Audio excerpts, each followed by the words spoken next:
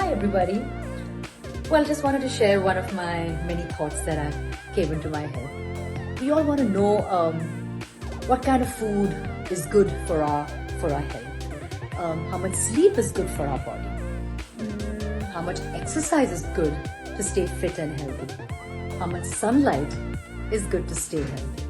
How much water does one drink to stay healthy? Well, पानी से याद आया, आपको पता है कि पानी कैसे पीना है? I know you probably turn around and say, what a silly question is that? Why are you asking me, do you know how to drink water? And we all know how to drink water. Well, I'll tell you the right way to drink water. First things first, जब आप पानी P रहे हो, बैठ के पानी पीजिए. That's right.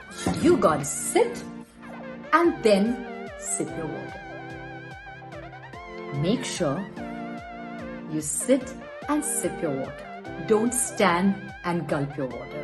It has been scientifically proven that sitting and sipping your water, taking tiny sips throughout the day, is very, very good and very, very, very beneficial for your body. It hydrates your body and nourishes your body. So the next time you need to drink a glass of water, remember, sit and sip. Don't stand and gulp.